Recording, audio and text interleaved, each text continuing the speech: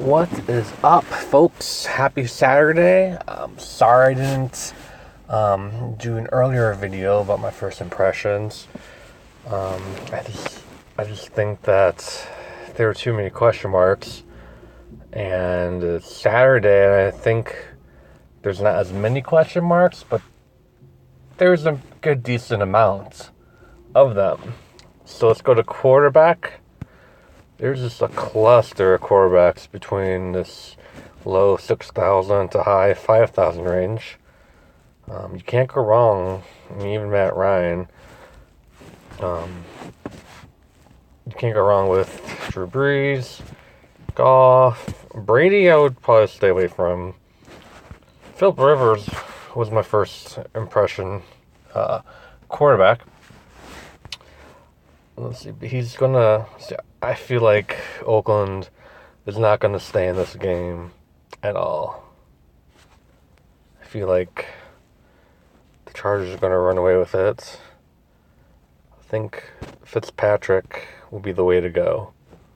The Redskins' defense is really banged up right now, and outside Josh Norman, who's not really being typical of Josh Norman, there's a lot of good matchups for this Buccaneers offense to exploit on the Skins defense. So I think Fitzpatrick, we're going to keep up with the rock star mentality and go with him. Now, I have a couple of lineup combinations that I'm not sure which ones I'm going to put down come tomorrow. But I think the top two running backs are going to be Kamara and Hunt.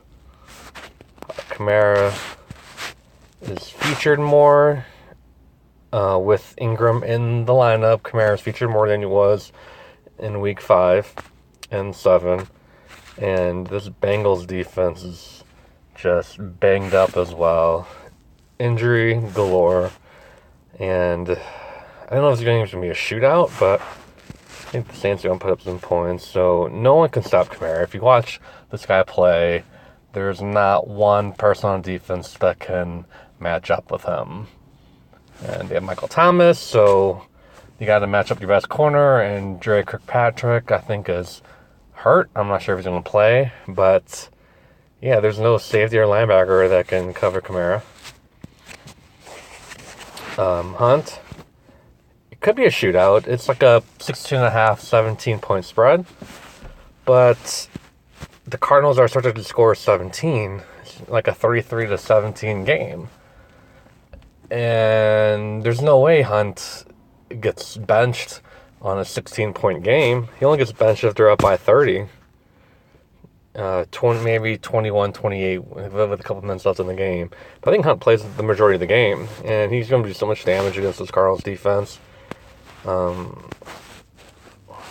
His receptions, 50 yards receiving, pretty much. He's been a touchdown monster, but even without the touchdowns, I think he's a must-play. I don't think anyone else will play these two together.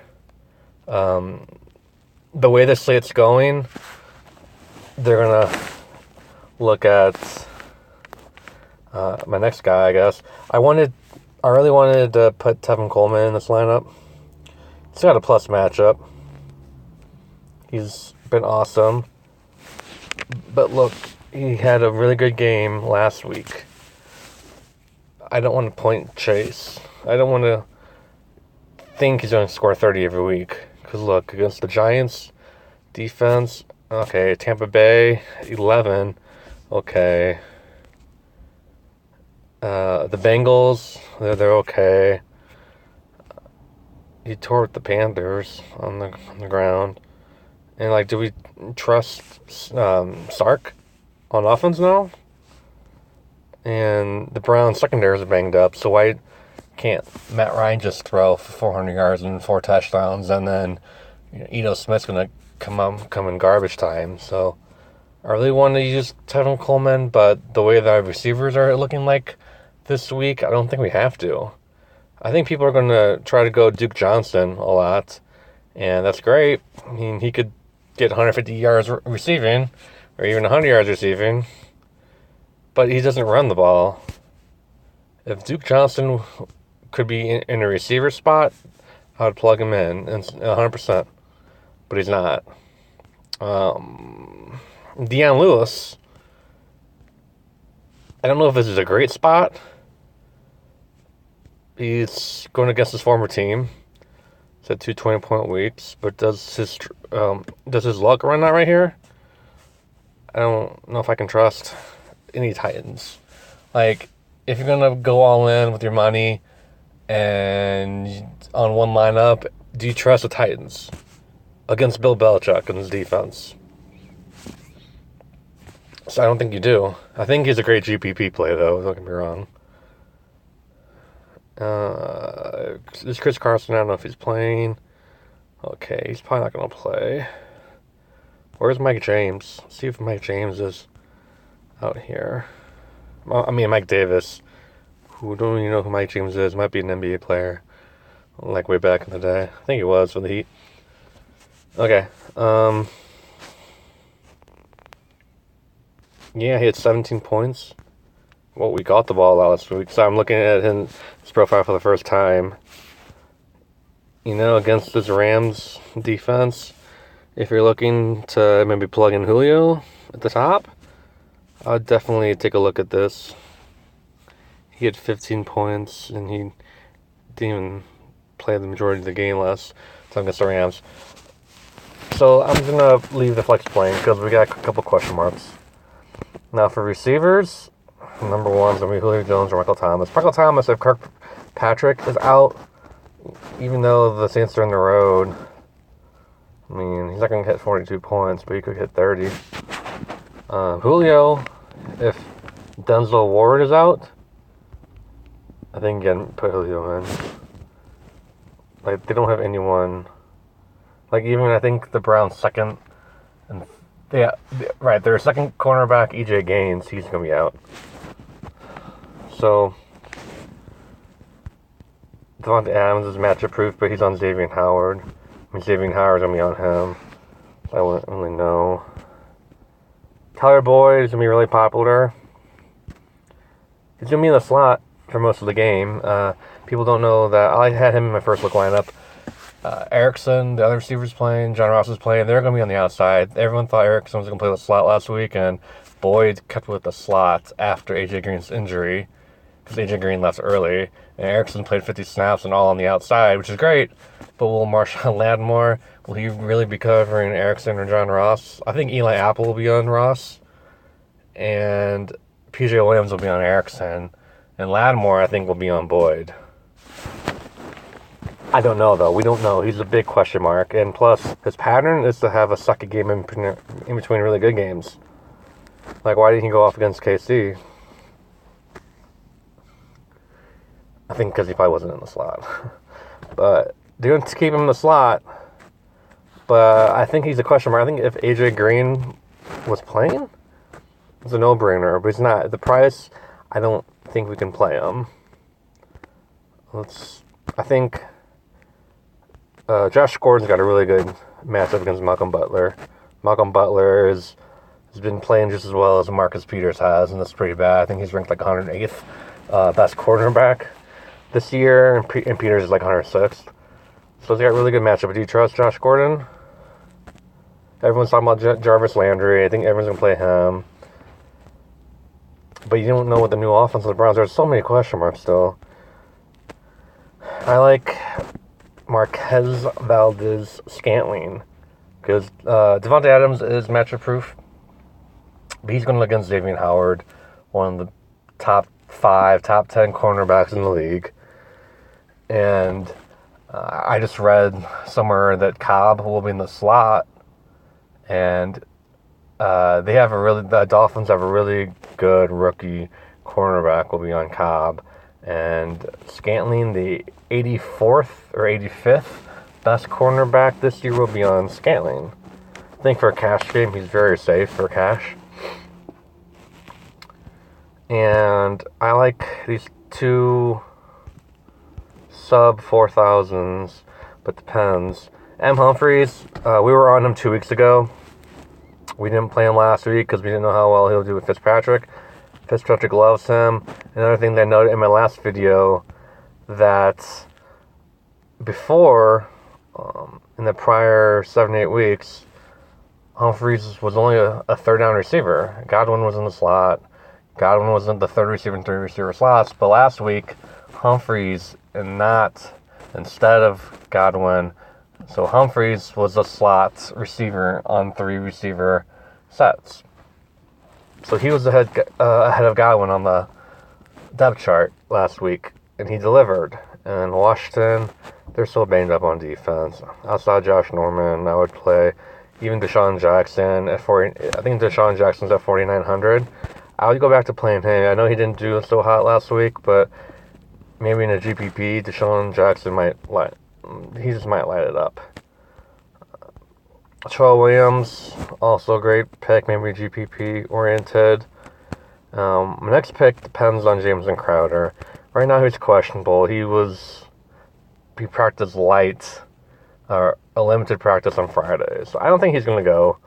And if Crowder does not go, I think Maurice Harris, you plug him in. He's the slot receiver if Crowder's not in there.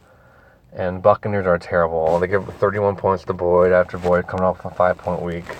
I know Harris just had one good week. You don't want to chase the points, but I think the matchup's too good if Crowder's out not to chase these points.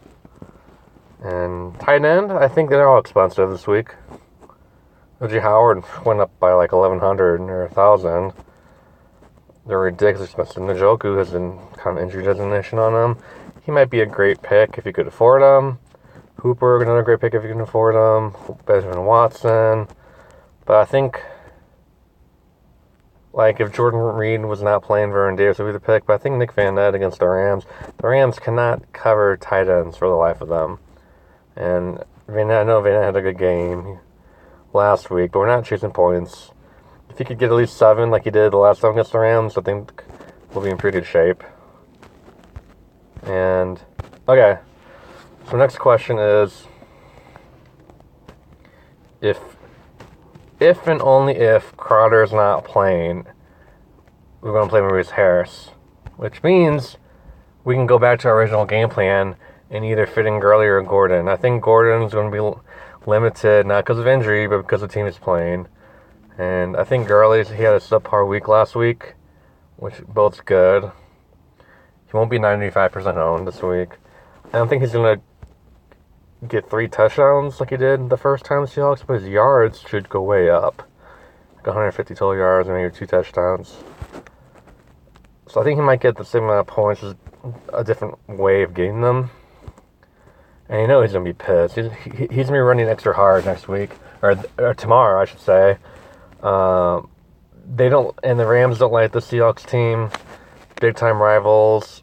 I think this game could be shootout potential because of the Rams' injured defense, and the Seahawks defense are good, but they're playing a lot of new guys too. I think you got to plug in Todd Gurley to make this Kamara, Hunt, and Gurley week, and let everyone else figure it out. And I know the defense only gives us 2,000, and you should never do this for tournaments, but I think you got to play the Seahawks defense against these Rams. I wanted, if we're playing Tevin Coleman, I wanted to play the Titans defense, which is kind of, iffy. But I think the Seahawks defense, I think Jared Goff's going to throw 2 bad interceptions. The Seahawks may even run an interception, or he'll fumble the ball and give up a touchdown that way. And they'll get more than 1 sack. The Rams line and pass protection hasn't been that great. I think they might get about 3 or 4 sacks. Even if they got 4 points, that's still a win. They weren't 2,000 the first time around. They were probably like 26, 2,700. I think they're going to give up 30 points against this Rams team, but they may come out with 8 to 10 points, and that'd be great. Even if they come out with 4 points, we're still ahead of the game. I think this is a very good lineup to have if Jamison Crowder is out. If Jamison Crowder is playing, I don't think we play Maurice Harris. I think we swap out these.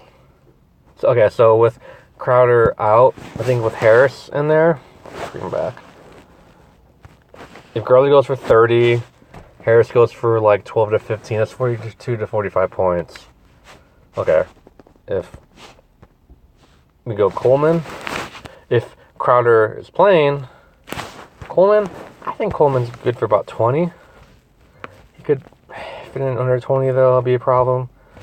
But I think there's way too many options that the Falcons will have tomorrow. And then for 7,900, I mean, I guess we go Boyd and hope to God he hits at least 25. But if he doesn't hit 25, not that we're screwed, but what if he hits 21? So if he hits 25 and Coleman hits 20, that's 45. The same range, but he may not hit 25. What if he hits 20 and 20 is 40? The Gurley and Maurice Harris would be better bets. So, yeah, this is my lineup. If Crowder is playing, I'm going to pivot off of Maurice Harris. And this is another good lineup for cash. And honestly, I think either lineup will cash. Well, at least that's what I'm hoping for. Our defense, I wouldn't play the Seahawks. I wouldn't play the Rams. Probably go here, Titans. So this is my lineup if Crowder comes back. And he probably won't. So, alright guys, let me know if you have any comments, questions. I'll gladly answer each and every one of them. Please hit that subscribe button, smash that like button. Good luck to everyone tomorrow, and I will see you Monday.